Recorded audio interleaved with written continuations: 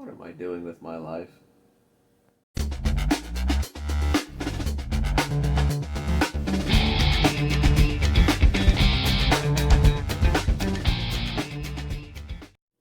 What's going on, guys? So, as you've seen in the intro, I've got a four-wheeler torn apart. Backstory, a little while back, I picked up a couple of Yamaha ATVs for my wife and I, and hers is a 98 Timberwolf 250 four-wheel drive, and mine ended up being a 2004 Yamaha Bruin 350 two-wheel drive. Um, Ever since then, when we go out riding, I always end up being the one that gets stuck. She keeps on going. So that's kind of the reason I put a winch on it, which was on a previous video when I put the synthetic cable on it. But I have been wanting to get a four-wheel drive, and prices around here in this area are just ridiculous. These are they're old, but they're paid for. You know, I had to do a little bit of work to them, but they run great. Um, and I don't really need much bigger. You know, I'm not looking to go 150 mile an hour on these things. Granted, even the 350 doesn't have a whole lot of low end grunt, but it's enough for me. Um, but I just wanted four-wheel drive.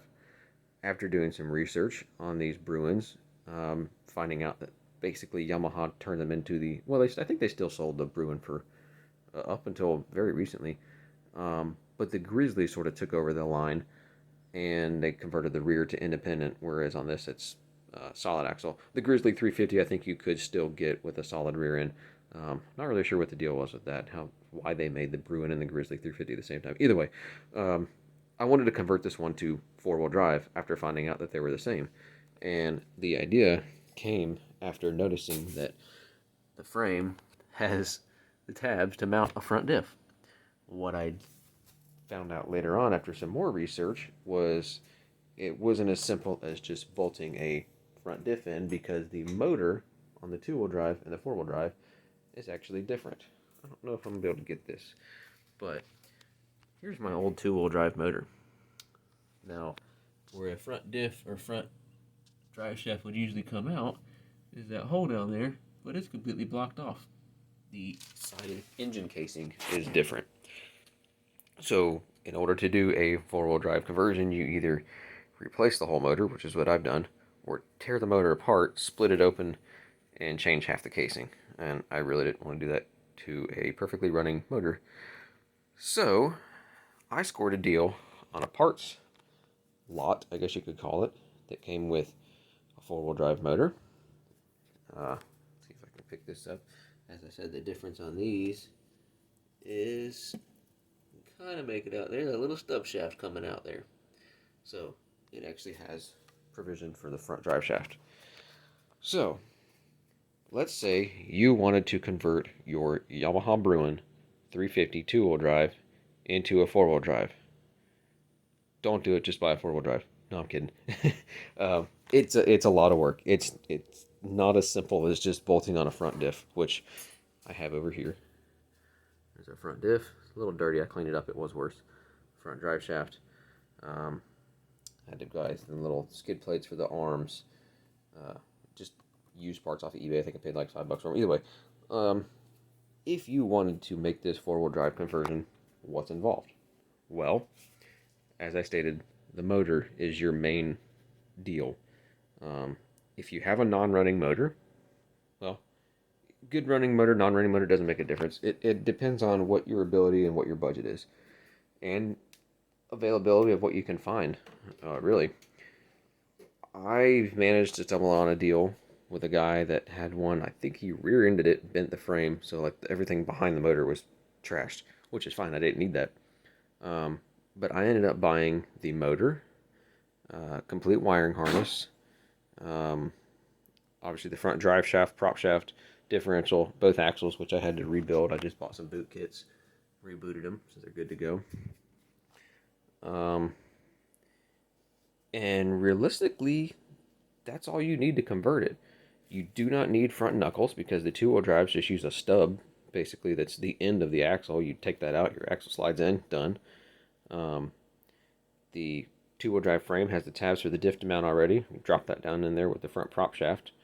The motor, as I was saying, you either tear it apart, pull the cylinder off, split the engine casing in half, and you have to replace the half that normally doesn't have that hole for the prop shaft, but you also need that intermediate shaft for it to come out. I just went the route of getting a complete motor, complete four-wheel drive motor. Um, Getting to the point of getting that motor out is not fun. As you can see, the front plastics are off. You got to tear everything off the sides. Didn't have to pull the backs off. I was able to lift that up enough to wiggle the motor out, and then just throw the new one in there and um, get to the point where I'm at now. The wiring harness is different. Obviously, with these, they do have a disconnect front diff and electric actuator on them, and the four-wheel drive harness has an extra harness that dangles down and attaches to that. Not only that, but you also have the harness that comes up to the handlebars, because being that it's four-wheel drive disconnect, you gain a button to turn your four-wheel drive on and off. So that has a harness that runs on here and ties in the main harness. And this section here has one more light on it for the four-wheel drive indicator that the two-wheel drive doesn't. So you'll need that plate as well. So motor, harness, front diff, prop shaft, drive shafts, and the throttle is actually like the throttle itself isn't different. Well, I take it back. The assembly here is, because the two-wheel drive does not have the mount for this button. So you will need this throttle lever assembly in order to attach this. I mean, if you weren't that concerned about it, it's got two holes you can zip tight to the handlebars or something. But I bought it. I originally was going to make a deal with this guy just to buy the odds and ends that I thought I needed. And to be honest, in the end, I'm glad that I went in and bought the entire lot from him. I have a ton of parts still left over. I mean, I got an oil cooler, the rear swing arm, just a bunch of crap that I probably won't need. Extra airbox too. But I ended up I drove 2 hours to go and get the stuff, and I was like, you know what, just give it all to me. I'll take it. So, and I'm glad I did, because I'm finding little stuff here and there, like this throttle cable was in better shape than mine, so I went ahead and swapped that out when I had it apart. And, but yeah, it's definitely a lot of work, and I'm really hoping that in the end it's going to be worth it. And I'm just ready to get this sucker back together. I had some fun with the manifold bolts on the new motor. They were broken off into the head, so I had to weld some nuts on there and back those out. And bought some brand new ones. I want to say they were new old stock Yamaha. Well, maybe not. They might have been whatever that number is. Oh, no, it is Yamaha Genuine Parts. Bought new bolts and the studs for them. New gasket for the manifold. Obviously, no oil filter. There's a lot of bolts for the panels to go back on, but really, I didn't have to buy too much new. A lot of it's just used parts. And a lot of unbolting and bolting things on. Probably one of the most pain in the butt parts when it comes time to pull the motor out. You do have to undo the rear swing arm. I just did the two frame mounted bolts where it swings and pull it back. Well, when I say back this way, it's actually back that way. To disconnect the rear drive shaft from the motor. And I just ran a ratchet strap from the rear rack down to the trailer ball area and just ratcheted it until it lifted up off the ground. Well, I had a thing on jack stands, but enough to pull it back and disconnect it, and then I was able to wiggle the motor out.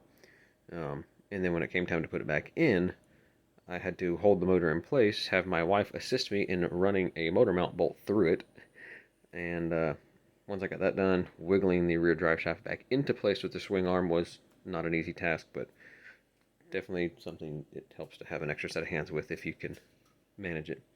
But that's where the project's at so far. I was going to do some other videos and kind of do a step-by-step thing, but I kind of got carried away with just trying to get it done. So pretty much all I got left is to finish the wiring hookups.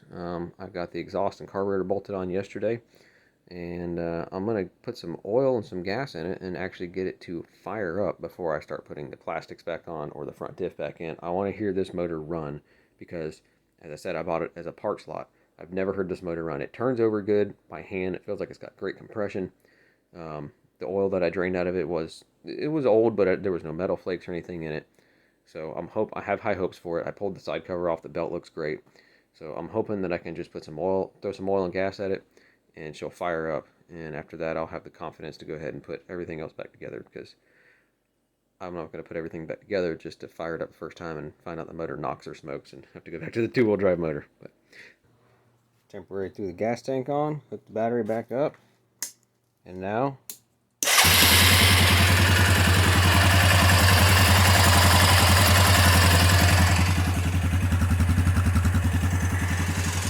sounds like a top.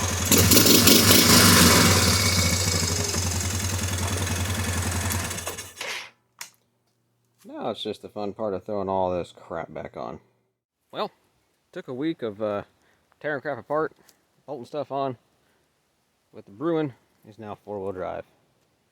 So to recap, motor, four-wheel drive motor, front drive, prop shaft, differential, CV axles, complete wiring harness, complete with the button on the handlebars to engage four-wheel drive.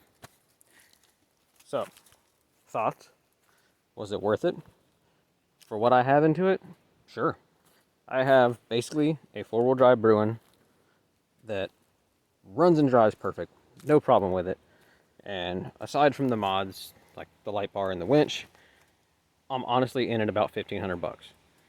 Around here, pricing one of these 350 Bruins or Grizzly 350, which is the same freaking thing, they're running, $2,000, $2,500 and up for one in this condition. And this one is not in the best shape.